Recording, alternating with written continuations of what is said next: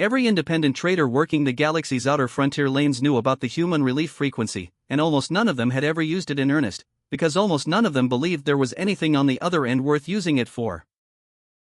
The frequency had earned its informal nickname, the Punchline Line, sometime during the 2 decades since Earth's first tentative diplomatic overtures to frontier trade networks, an era frontier traders remembered less for any specific human accomplishment than for a single, spectacularly clumsy incident involving Earth's first formal ambassador to the Outer Concourse trade hub, an incident so thoroughly and affectionately mocked across every frontier bar and trade route in the years since.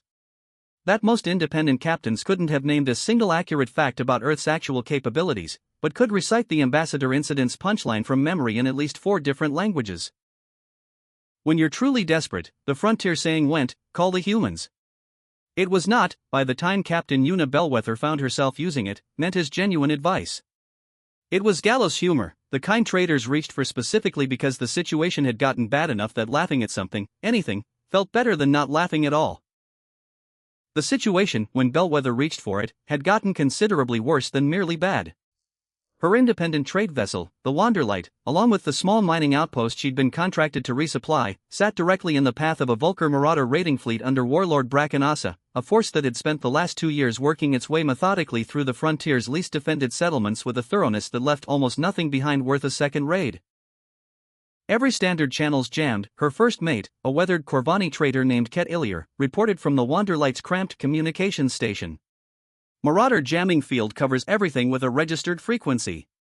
Standard distress protocols, trade guild emergency channels, all of it's dead. What's not jammed?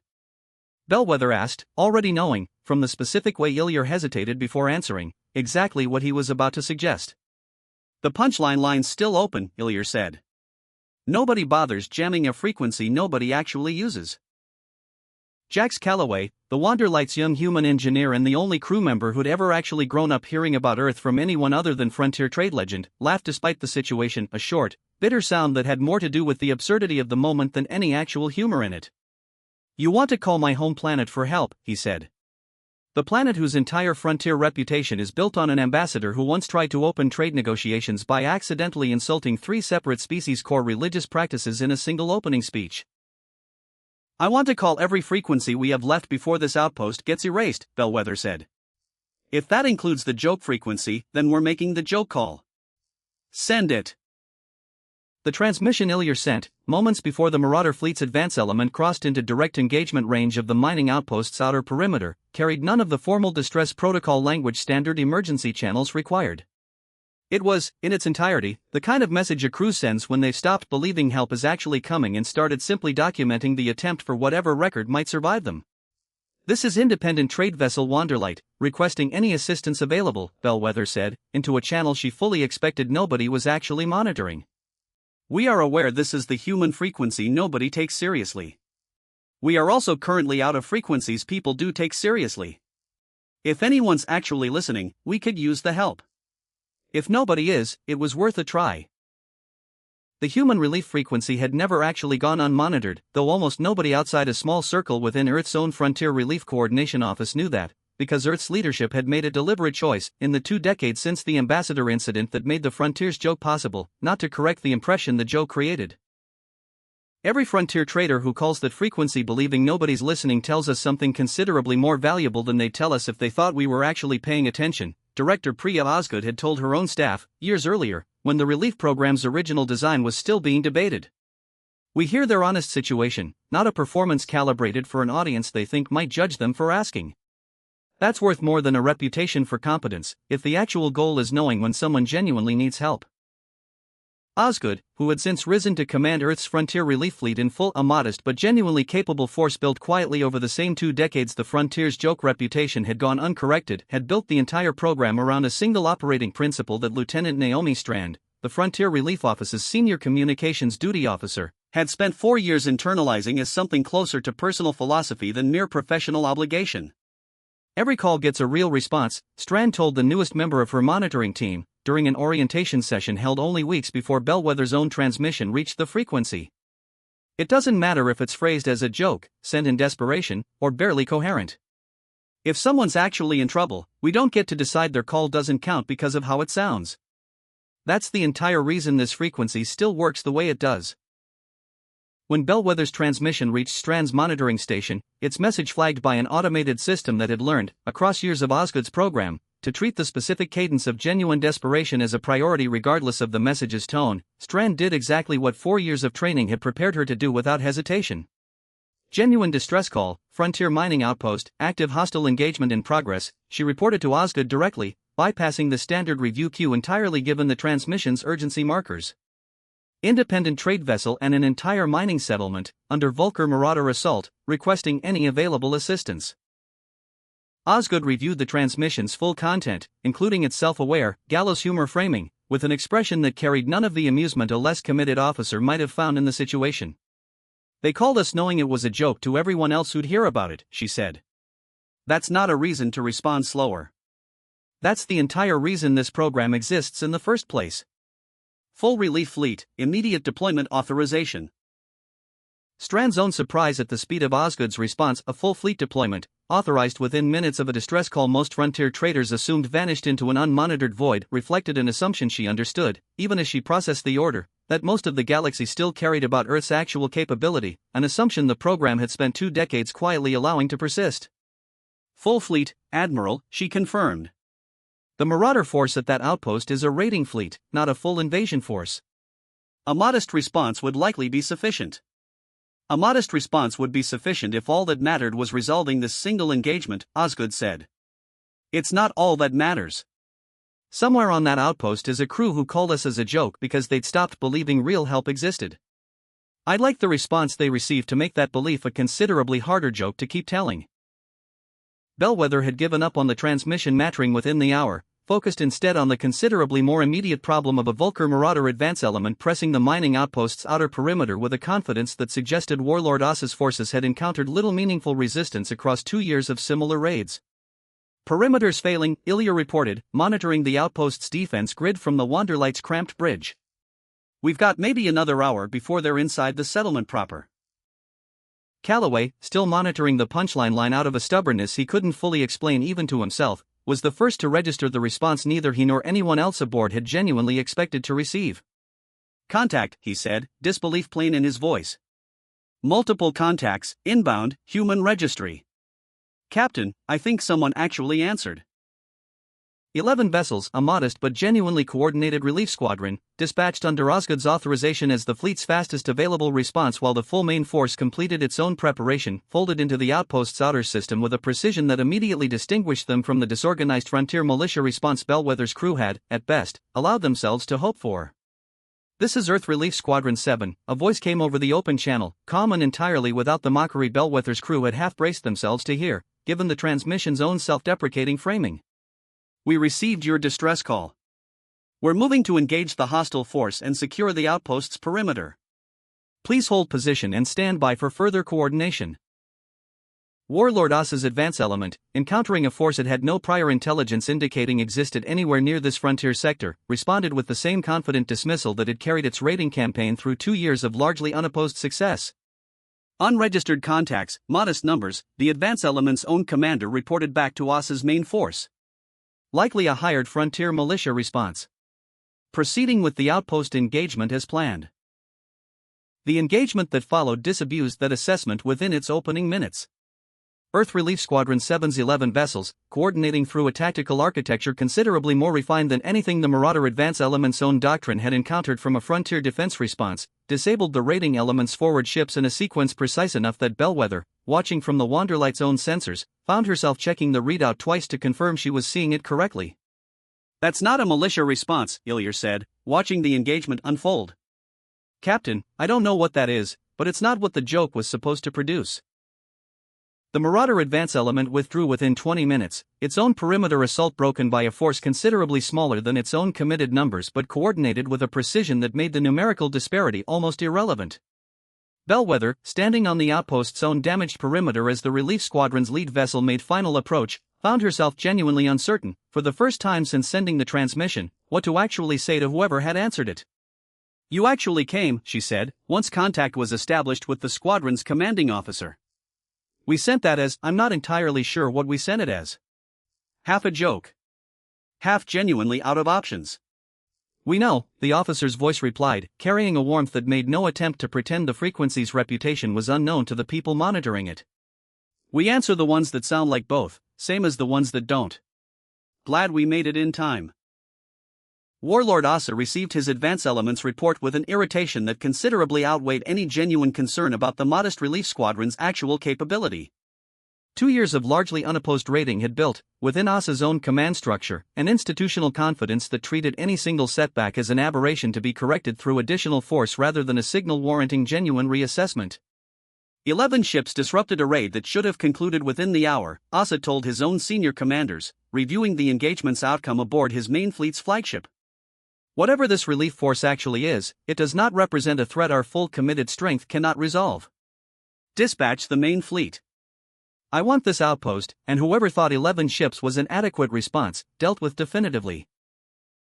The Marauder main fleet, 61 vessels, representing the bulk of Ossa's operational raiding force, advanced on the outpost within hours, a commitment considerably beyond what the initial engagement scale would have suggested was warranted, driven by Ossa's own institutional pride considerably more than any careful reassessment of the relief squadron's actual capability. Osgood, monitoring the Marauder fleet's escalating commitment from Earth's own command structure, authorized the full relief fleet's deployment without hesitation. They're committing their entire raiding force against 11 ships, she told Strand, reviewing the tactical situation together. That tells us considerably more about their confidence than their actual assessment of what they're facing. Full fleet, immediate deployment. I don't want Squadron 7 facing 61 ships with only the reinforcement we can arrange after the fact. The full Earth Relief Fleet, 91 vessels, the entirety of the force Osgood's program had quietly built and maintained across 2 decades of deliberately unpublicized frontier relief operations, folded into the outpost system within the day, arriving as Ossa's main fleet closed on Squadron 7's defensive perimeter around the mining settlement. Bellweather, watching the full fleet's arrival from the outpost's own damaged command center, found herself recalculating, for the second time in as many days, exactly how thoroughly the Frontier's joke about Earth's irrelevance had misjudged what was actually monitoring that frequency all along. That's not 11 ships anymore, she said. Ket, how many is that? I'm counting past 80 and I haven't reached the end of the formation yet, Illyr said. Captain, I don't think anyone on this frontier is going to be telling that ambassador joke the same way after today. Ossa's main fleet, encountering the Earth Relief Fleet's full 91-ship formation rather than the modest squadron his advance elements report had led him to expect, faced a decision his own institutional pride made considerably harder than the tactical situation alone warranted. 90-plus vessels, his own tactical officer reported, disbelief evident even through the formal reporting structure. Warlord, this is not a frontier militia response. This is a coordinated, fully equipped fleet, considerably larger than anything we've encountered in 2 years of frontier operations. Ossa's response reflected the same institutional confidence that had driven the original decision to commit his main fleet in the first place, now compounded by a reluctance to be seen retreating from a force his own earlier dismissal had characterized as unworthy of serious concern. We committed our full strength to resolve this decisively, he said. Retreating now, in front of every crew watching this engagement, costs us considerably more than the tactical risk of proceeding. Advance as planned. Full engagement. Bellweather, monitoring the developing battle from the outpost's perimeter alongside Squadron 7's own coordinating officer, understood the stakes of the coming engagement with a clarity that made the earlier joke feel, in retrospect, considerably heavier than it had felt sending it. This isn't just about our outpost anymore, she said. Is it? No, the officer confirmed. Ossa's fleet has hit at least 11 settlements across this frontier sector in the last 2 years, by our own intelligence. If we can end this decisively today, we're not just saving your outpost. We're ending 2 years of raids across a considerably wider area than just here.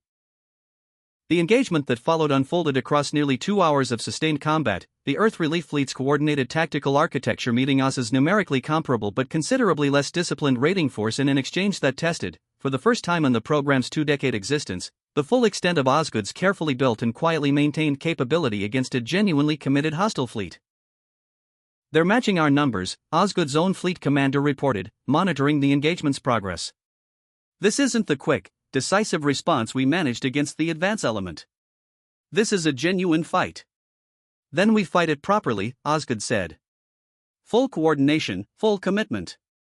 We didn't build this fleet to only handle the easy calls. The engagement's decisive turn came 90 minutes into the sustained combat, when the Earth Relief Fleet's coordinated targeting architecture, refined across 2 decades of quiet operational development that had never before been tested against a fleet of Ossa's genuine scale, began systematically dismantling the Marauder formation's own command coordination, disabling propulsion and weapons systems across section after section of Ossa's fleet in a pattern that grew more precise, rather than less, as the engagement's duration extended. Ossa, watching his own fleet's tactical cohesion collapse across the engagement's final 30 minutes, found himself confronting a reality his institutional pride had refused to seriously entertain since his Advance Element's first, dismissed report. Status, he demanded of his own tactical staff, watching section after section of his formation go dark on his own command display. 41 vessels disabled, Warlord, the response came. Our remaining formation is fragmenting faster than we can reorganize a coherent defense. Ossa's withdrawal order, issued in the engagement's final minutes, came considerably too late to preserve his fleet's operational cohesion, though it arrived in time to prevent the engagement's outcome from becoming considerably more costly still. The remaining Marauder vessels broke formation and retreated across the frontier's outer approaches, ending, within a single engagement, 2 years of raids that had, until that day, encountered no meaningful organized resistance anywhere along the sector's frontier. Bellweather, watching the engagement's conclusion from the outpost's perimeter, found herself standing beside Calloway in a silence that neither of them quite knew how to fill immediately. "We sent a joke transmission because we'd run out of anything else to send," she finally said. "I don't think either of us actually expected this." "Nobody on this frontier expected this," Calloway said. "I've spent my whole life explaining, half apologetically, that my home planet isn't actually the punchline everyone treats it as. I don't think I'm going to need to explain that quite the same way anymore." Lieutenant Strand, monitoring the engagement's conclusion from Earth's own command facility, allowed herself a small, genuine satisfaction that 4 years of taking every call on the Punchline Line seriously had finally been witnessed at the scale it deserved. 2 years of raids across 11 settlements, she reported to Osgood, ended in a single engagement, because a crew who thought nobody was listening decided to send the joke transmission anyway. "That's exactly why the program works the way it does," Osgood said. "The joke was never on us for answering. It was always going to be on whoever assumed we wouldn't." News of the engagement spread across the frontier trade lanes within days, carried not through any deliberate Earth announcement. Osgood's program had never sought public recognition across its 2 decades of quiet operation, but through the same informal trader networks that had, for 2 decades, carried the ambassador joke that started the whole reputation in the first place. The story that spread was, by most accounts, considerably more accurate than the ambassador joke had ever been: a crew who genuinely believed they were sending a distress call into an unmonitored void, and a fleet that had, in fact, been listening the entire time, waiting quietly for exactly the kind of call the frontier's own joke assumed would never actually be answered. "They're going to keep telling the ambassador story," Bellweather told Illier, reviewing the Frontier Trade Network's own informal news relay a week after the engagement, watching accounts of both stories now circulating side by side. "I don't think that story's going away. But I think this one's going to travel with it now, and I think that changes what the ambassador story actually means," told next to this one. Director Osgood, briefing Earth's own Terran Council on the engagement's outcome and its unexpected spread across frontier trade networks, offered an assessment considerably more measured than the celebratory tone several council members initially brought to the discussion.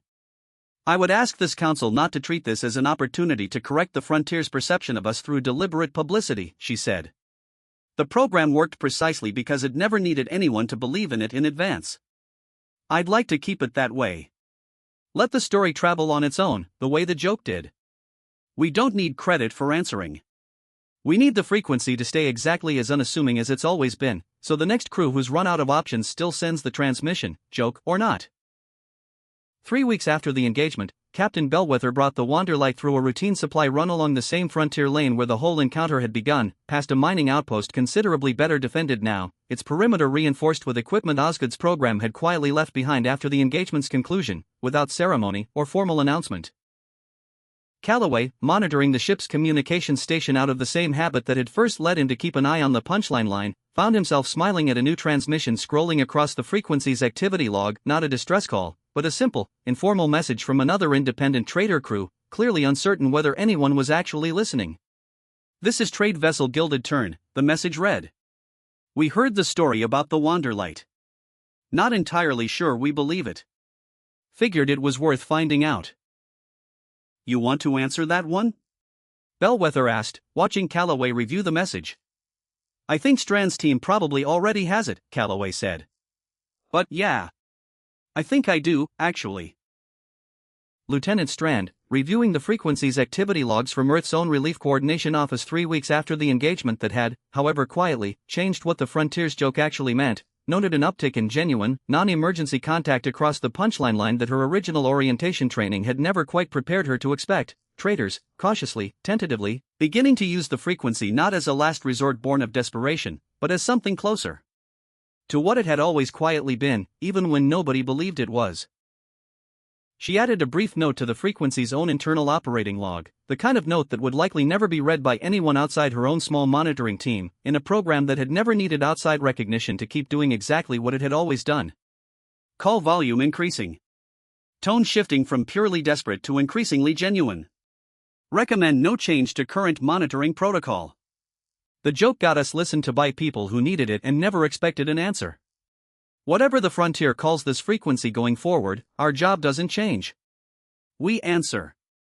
That's the whole job. It always was. No one ever revised it.